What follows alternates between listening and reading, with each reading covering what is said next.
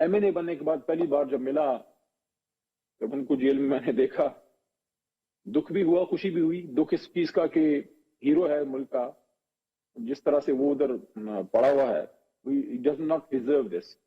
खुशी इस बात की हुई कि वो उसी तरह से ऐसे लग रहा था जैसा अभी बनी गाला अपने कॉटेज से, जो बनी गाला में उनका कॉटेज है, घर जो है, वहां से नीचे जो पब्लिक एरिया में आते हैं जिस तरह वो फ्रेश होते हैं उसी तरह फ्रेश थे, पूरे तमाम थे। तो उनको मैंने एक बात की कि खान साहब, आप फतेह मक्का मॉडल की बात करते थे, तो क्या आप बिलीव करते हैं कि जेल से निकल के उस तरफ जाएंगे? खान साहब ने कहा बिल्कुल, हम ट्रुथ एंड रिकंसिलिएशन कमीशन वाली चीज जो नेल्सन मंडेला ने फतेह मक्का मॉडल से मुस्तार ली थी, हम उस पर जाना चाहते हैं।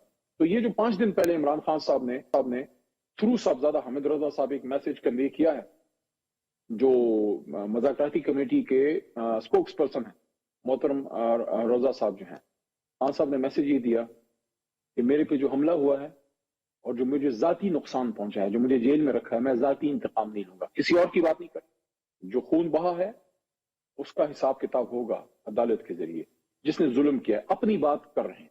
2024 के मुतनाज़ इंतखाबात भी इसी साल का हिस्सा हैं और यकीनन पाकिस्तान तहरीक इंसाफ कुछ जो नशिस्तों के ऊपर अपनी रिजर्वेशंस रखती थी, उनके ऊपर फैसले भी अभी तक नहीं आ सके हैं।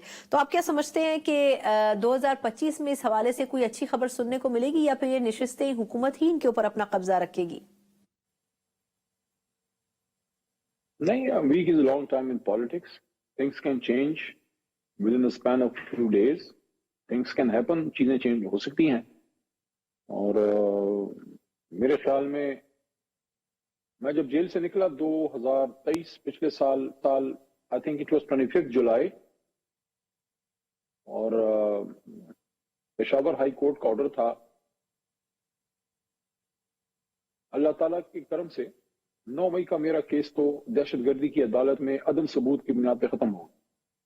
तो जब उनके पास कुछ नहीं था तो मेरे पे फेक केसेस डाले, और 3MPO वगैरह, वो एक लंबी कहानी है। तो जब मैं निकला, यकीन जानिए मेरे में इंतकाम नहीं था, मेरे में गुस्सा भी नहीं था। मैंने ये समझा कि बस अल्लाह का एक इम्तिहान है जो फिलहाल गुजर गया। तो मैंने बाहर निकल के एक बात की थी कि पाकिस्तान को सियासी इंतकाम की नहीं, सियासी इस्तेहकाम की जरूरत है। मुझे खुशी है कि हमारी जमात के लीडर, मेरे तो चाइल्डहुड हीरो, मेरे लीडर जनाब इमरान खान साहब, उन्होंने 5 दिन पहले अडियाला के बाद जो मैसेज भेजा है, ये वही मैसेज है जो मैं अपने लीडर से सुनना चाहता था। और जब 8 फरवरी का इलेक्शन हुआ, 16 फरवरी को मैं अपनी जमात के एक जिम्मेदार रुकन जनाब आमिर डोगर जो चीफ विप हैं, और सीनियर वकील जनाब सरदार खोसा, हम 3 लोग खान साहब से मिलने गए थे। बड़े अरसे बाद मैं इमरान खान साहब से जेल में मिला। पहले मेरी जेल हुई, उसके बाद वो जेल में चले गए। फिर इलेक्शन से पहले माहौल ऐसा था कि हम अडियाला के करीब भी मेरे जैसे लोग नहीं जा सकते थे। There was a chance of री अरेस्ट। MNA बनने के बाद पहली बार जब मिला, जब उनको जेल में मैंने देखा, दुख भी हुआ, खुशी भी हुई। दुख इस चीज का कि हीरो है मुल्क का, जिस तरह से वो उधर पड़ा हुआ है, डज नॉट डिजर्व दिस।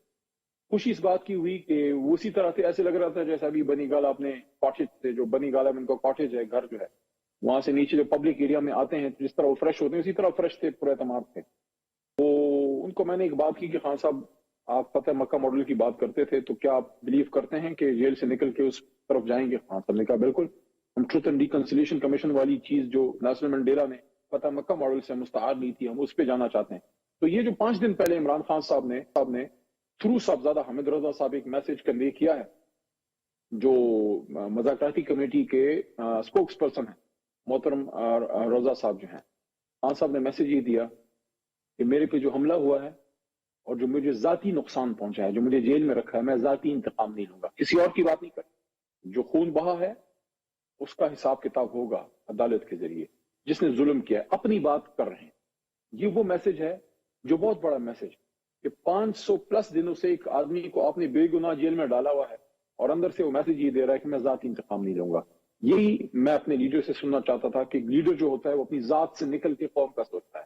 तो मेरी यही उम्मीद है कि खान साहब ने जो एक रास्ता दिया है इस मज़ाकराती कमेटी को और मौजूदा फॉर्म 47 की हुकूमत को, कि आप भी अपनी जात से निकलें, पाकिस्तान का सोचिए। बड़ी हुकूमतें कर ली। मियां साहब आपने 3 बार वजीर आजम बन गए, जरदारी साहब आप 2 बार सदर बन गए, اور شہباز صاحب 2 بار وزیر اعظم بن گئے، ان کی بیٹی بھی وزیر اعلیٰ بن گئی. ذاتی خواہشات تو کبھی پوری نہیں ہوتی. وہ کیا کہتے ہیں کہ ہزاروں خواہشیں ہیں ایسی کہ ہر خواہش پہ جو ہے وہ جان نکلے. تو میری جو بات ہے وہ یہ ہے کہ ان لوگوں کو اب اپنی ذات سے نکل کے ملک کا سوچنا چاہیے. 2025 میں ہم اس ملک کو جنا کے پاکستان کے قریب تر لے کے گئے تو یہ ہماری کامیابی ہوگی. سر پہلے تو یہ بتائے گا کہ پاکستان تحریک انصاف کے لیے 2024 کا جو سال ہے وہ کیسا ثابت ہوا ہے؟ آپ کی جماعت نے کیا کچھ سیکھا 2024 سے، اور 2025 میں کیا کچھ حالات میں بہتری کی طرف جاتے دیکھ رہے ہیں آپ اپنی جماعت کی صورتحال کو؟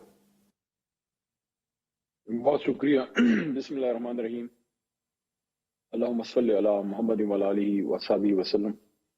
سب سے پہلے تو جو آنے والا سال ہے 2025 کا، اس کے لیے نیک تمنائیں ہیں، دعا ہے کہ یہ سال ہمارے ملک کے لیے اور ہماری قوم کے لیے ایک اچھا سال ہو، اور ہم قائد اعظم محمد علی جناح اس ویژن کے مطابق پاکستان کو قریب تر اس ویژن کے کر سکیں، جس کے لیے اللہ تعالیٰ نے ہمیں یہ عظیم مملکت دی.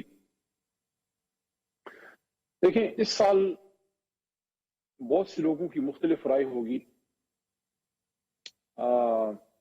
8 فروری کا الیکشن اس کے ساتھ جو ہوا ہے، اور وہ میرے خیال میں ایک بہت بڑا ایک المیہ آپ اس کے کہہ سکتے ہیں، ایک جمہوریت کا. ماضی میں الیکشن میں ریگنگ ہوتی تھی اور دھاندلی ہوتی تھی، لیکن جس بڑے پیمانے پہ پورا الیکشن ہی چرا لیا گیا اور 17 سیٹوں والی جماعت کو حکومت جو ہے وہ بنا کے دے دی گئی، یہ ایک بہت بڑا المیہ ہے ملک کے لیے. دوسرا، اس سال اگر آپ دیکھیں تو ایک بہت بڑا نقصان ہم کو ہوا ہے، وہ ہے اس ملک کے ایک سابق وزیر اعظم کو آپ نے 500 دنوں تک جیل میں رکھا ہوا ہے.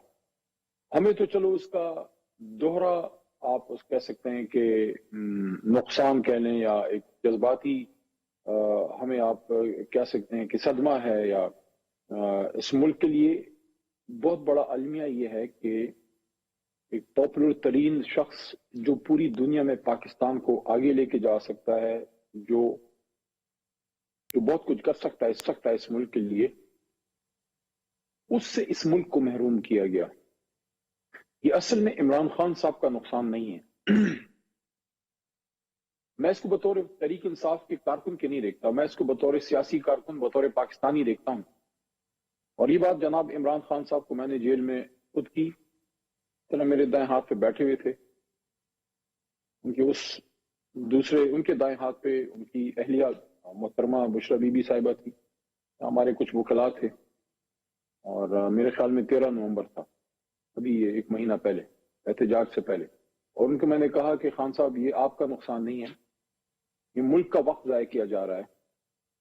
عمران خان صاحب کا تو آپ یہ کہہ سکتے ہیں تحریک انصاف کہ حکومت لے لی گئی یا ہمیں ہمارا مینڈیٹ نہیں ملا، لیکن ملک کا نقصان اس طرح سے ہے کہ ہر زمانے میں کوئی ایک ہی شخص ہوتا ہے جو لیڈر ہوتا ہے، جو قوم کو آگے لے کے جا سکتا ہے، اور لیڈر ہی قوموں کو لے کے آگے جاتے ہیں. باقی سارے ادارے، فوج، پولیس، جوڈیشری، بیوروکریسی، فنون لطیفہ کے مختلف لوگ، لکھاری، اسٹوڈنٹس، یہ سارے مل کے ایک قوم بنتے ہیں، لیکن اس کو لیڈ ایک شخص کرتا ہے. خوش قسمت ہوتی ہے وہ قوم جس کو لیڈر مل جائے، بدقسمتی کی انتہا ہے کہ لیڈر مل کے بھی اس محروم کر دیا جائے. یہ ایسی ہے جیسے آپ کی بینائی آپ کو ملے لیکن آپ کی بینائی واپس دے دی جائے. تو یہ بہت بڑا نقصان ہے اس ملک کا. اگر کوئی اس کو سمجھے کہ عمران خان کو بطور عمران خان یا بطور تحریک انصاف کے چیئرمین کے نہ دیکھیں، ان کو ایک لیڈر کے طور پہ دیکھیں کہ ایک لیڈر سے قوم کو 5 دنوں سے محروم کیا گیا ہے. تیسری بات، بطور پاکستانی اگر آپ میرے سے پوچھیں، جو میرے لیے شاید ان سب سے زیادہ صدمہ ہے، وہ یہ ہے جو سانحہ ڈی چوک ہوا ہے، جس کی بھی غلطی تھی، آنا چاہیے تھا نہیں آنا چاہیے تھا، وہ ایک علیحدہ بحث ہے. آ گئے تو گولی مارنا، گولیاں چلانا، یہ بہت بڑا نقصان ہوا ہے. جانی نقصان تو ہوا ہی ہے، اس پہ آخری بات، جانی نقصان تو ہوا ہی ہے، لیکن قومی اسمبلی میں اس پہ میں نے اظہار خیال کیا اور میں نے یہ بات کی کہ اصل میں جو جانی نقصان ہے اس سے بڑا نقصان ایمان کا ٹوٹنا ہے. ان نوجوانوں کو یہ احساس تھا کہ جو بھی یہاں پہ پولیس والے یا جو بھی ادارے کھڑے ہیں، یہ ہمیں گرفتار ضرور کریں گے لیکن یہ ہمارے اپنے ہیں، ان کے ہاتھوں سے ہماری جان نہیں جا سکتی۔ وہ مطمئن تھے، ان کا ایک اعتماد تھا، وہ اعتماد بھی ٹوٹا ہے اور ساتھ میں جان دی گئی ہے۔ یہ سانحہ بلائے نہیں بھولے گا، جس طرح سانحہ ای پی ایس بلائے نہیں بھولتا، جس طرح سانحہ سقوط ڈھاکہ بلائے نہیں بھولتا۔ پاکستان کے دل، پاکستان کے دارالخلافے میں، ڈی چوک میں پاکستانیوں کا خون ہونا یہ بہت افسوسناک ہے۔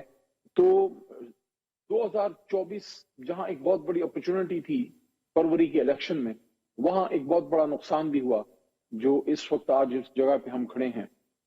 اگر آپ بطور سیاسی جماعت میرے سے پوچھیں تو بہت سے ہمارے تحریک انصاف کے لوگوں کو بھی یہ بات بڑی عجیب لگے گی جو اب میں کرنے جا رہا ہوں کہ 2024 ہمارے لیے پچھلے تمام سالوں میں سب سے زیادہ طاقتور احساس کا سال ہے، جب لیڈر ہمارا جیل میں ہے، نشان ہم سے چھین لیا گیا، آدھی پارٹی ہماری توڑ دی گئی، چھڑوا دی گئی، پرانی لیڈرشپ میں سے 100 میں سے 25% رہ گئے، اور مشکل ترین حالات میں جیسے یہ قوم نکلی ہے اور جس طرح قوم نے ووٹ ڈالا ہے، تحریک انصاف کو چن چن کے نشانات ڈھونڈے ہیں، میں سمجھتا ہوں تحریک انصاف نے ثابت کیا ہے کہ جو جماعت قوم کے دلوں میں گھر کر جائے، چاہے آپ کچھ بھی کریں، ریاستی طاقت استعمال کر لیں، آپ کچھ بھی کر لیں، حکومت اپنا زور زبردستی کر لے، آپ قوم کو چھک سکتے۔ قوم نے ایک بار پھر ثابت کیا ہے کہ قوم زندہ قوم ہے اور یہ ہمیشہ حق کے ساتھ کھڑی ہوتی ہے۔ باقی 2025 کے لیے دعائیں ہیں،